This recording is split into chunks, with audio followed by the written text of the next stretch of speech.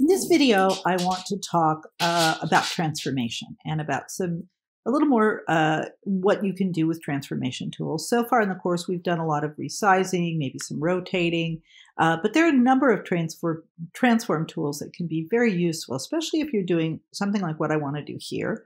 I have this gull, which I've masked out, that I took on Ocean Beach, and then below it, I have this alleyway. What I want to do is create multiple goals from this same original file. So I want them all to look a little bit different, be flying in different directions, different perspectives. And I can do this with the transform tool.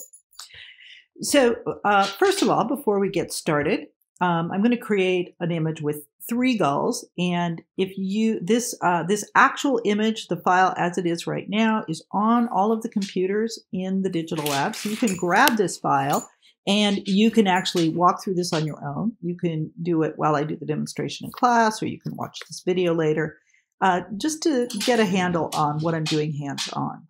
So the first thing that we want to do is we actually want to create a copy of this layer. We're going to be transforming destructively. Later on, I'm going to show you how to do it non-destructively, but that's another complication. So we're going to start out by just doing the transformations. So in order to, if you're going to do it destructively, you want to actually save that original layer. I'm going to show you a different way to copy this layer. You know a couple of them. This is a really easy way. I can just drag this layer down to this little page icon, and it automatically copies it. And then I'm going to put this below. I'm just keeping this in sort of safekeeping in case I need to use it later if I do something completely destructive and don't like what I have on my other image, if I want to make it bigger. So just leaving it there for safekeeping. Going to go back up to this layer. I actually want 3 gulls, so I want to make 2 copies. For this time, I'm going to use the Command J, and Command J again, and now I have 3 gulls.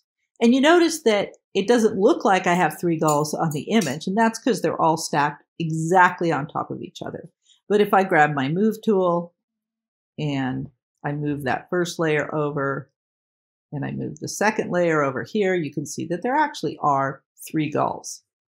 I'm going to go ahead and get started with the first gull, just placing him in place. Remember, I want these all to be different sizes, and I want them to look different in other ways as well. But we're going to start with the scale.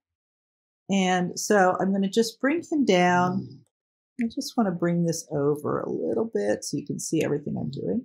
I'm just going to grab this guy. Oops. And I do this every time. Let's make sure. Let's go back, make sure that I haven't ruined that guy, and make sure I'm on the right layer. There we go. And I'm just going to grab and put him sort of down in the corner. I don't think I'm going to resize him right now. I like the idea of having one of the gulls that's just right in front of the camera, just going right by us. So I'm going to leave him the same scale, just move him into place. The next gull I want to be big, to be approximately here in the image, back in this area. So I'm going to go ahead and do my Command T. And this is a shortcut that you've used before. And I'm just going to do scale for right now. I'll show you how to get into the other options in a minute. So remember that with the new Photoshop, sorry about that, that if you just grab a corner, it's going to scale proportionately.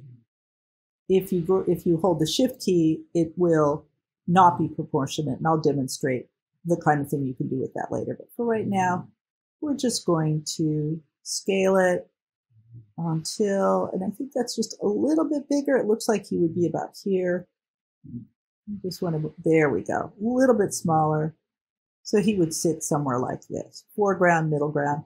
And we're going to hit the transform, and then we'll grab the third one and do our background. So this one I want really tiny. Now, remember that if you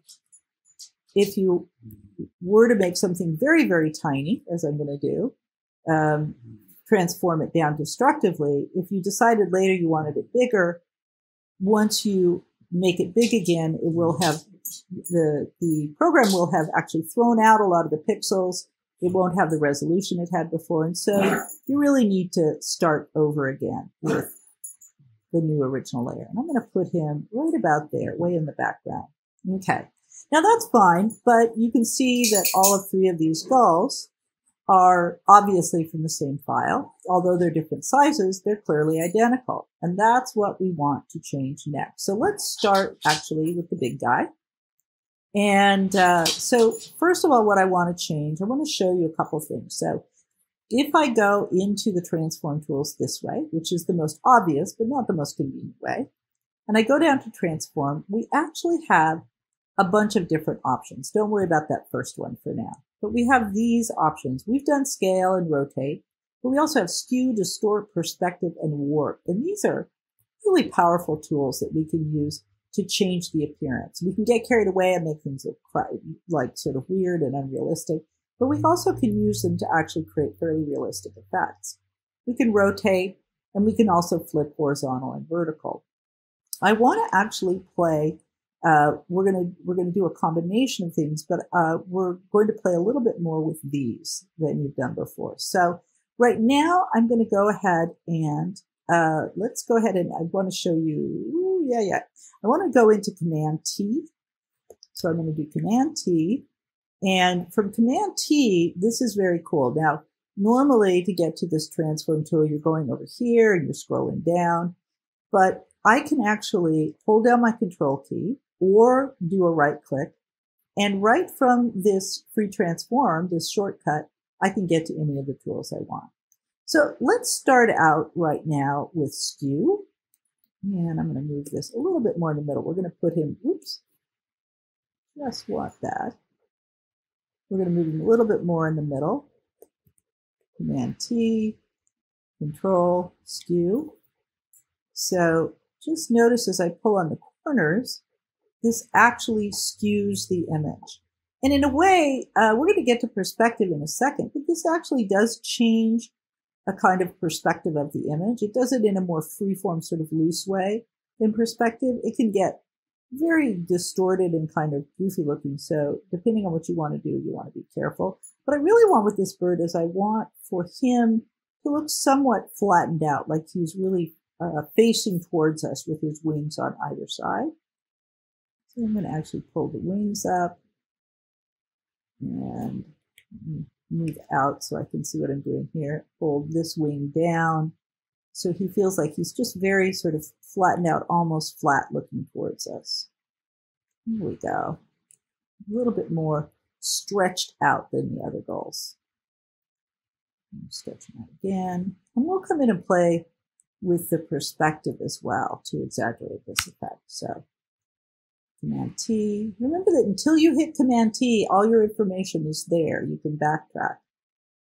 Now, I went ahead and did the transformation, but I want to show you that you actually can move from one to another without having to transform in between. So let's go Control Option. We did Skew. Let's actually go to Perspective and then go back to Distort. So Perspective is an interesting tool because it actually only really operates on these axes. So you see how it's actually making the top very tiny as if he's pointed away from us. Or you can do it, we'll go ahead and take it back to the square. You could do it this way so he feels more like he's coming towards us. Okay. What I want to do with him is actually the opposite. I want to make it appear that he's tipped a little bit towards us at the back. Oh no, that's not right. I want to do it the opposite way. I want it to feel as if he's tipping away from us. So I'm going to actually go in this way, the way I originally did. So the wings are a little bit tipped out. You can pull this. So he's actually almost tipping away from us. And I noticed that he's gotten a little bit smaller as I've changed this. I want to get him bigger again. So I can hold down the Control key, go right back to Scale. Go to Scale, there we go. And just grab this corner and make him bigger. The other thing I want to do while I'm in that tool, because I can do both of those from actually, we'll go Command T again. I can actually tilt him down. And I want him to look not just sort of like he's going right towards us or right past us with his wings flat out, but I want him to look like he's diving for the ground, for some food or something on the ground, as gulls will do. Those are actually much maligned. They're really pretty smart, amazing birds. People like to make fun of them. I like them. Okay, and a little bit bigger, just a tiny bit. You can actually sit and tweak this. Oh, yeah, I'm not on scale anymore. Go to scale. There we go. And just tweak him up a little bit more. There we go. And I want him just to be just out of the frame. A little feedback. And we'll go ahead and hit that transform. So already you can see he looks quite different from the other birds.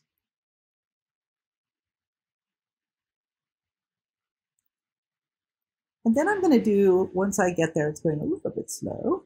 Transform takes an enormous amount of memory, so be patient. Now I'm going to go to this bird. I'll move this over here. I'll move it back. Bring this up a little bit. So I'm going to go to the middle bird. Now the first thing I want to do with the middle bird, I'm going to go to Command T.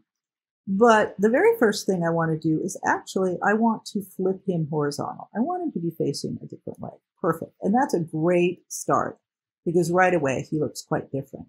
Now, I also want to do exactly the opposite. I want it to look a little bit like he's going away from us rather than flat in front of us. So I'm going to go ahead, right ahead, go to perspective. And I'm going to go the opposite direction. So you can see that it looks a little bit more like he's headed off in the other direction. Actually, a little extreme on that. And I'm going to also go back in here and go to rotate. And I'm going to have him heading up a little bit. So up and maybe slightly away from us. I want to show you one other tool. I don't know how much we'll do with this. I'll zoom in. The warp tool is an incredibly powerful tool. You can get carried away with this, but the warp tool actually gives you this grid. And with this grid, yeah, I like this. I can actually make it so that he's tweaking his wings down a little bit more. So he looks like he's in more of a mid-flat rather than gliding. There we go. And you notice I can pull up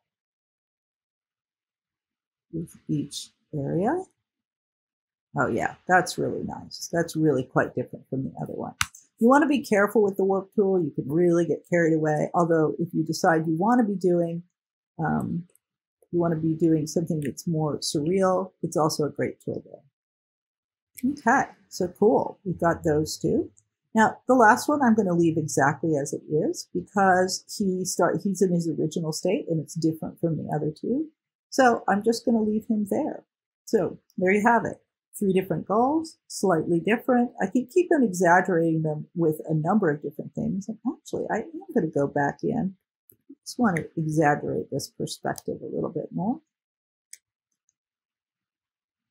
Yeah, there we go. Just to make him look different. Okay.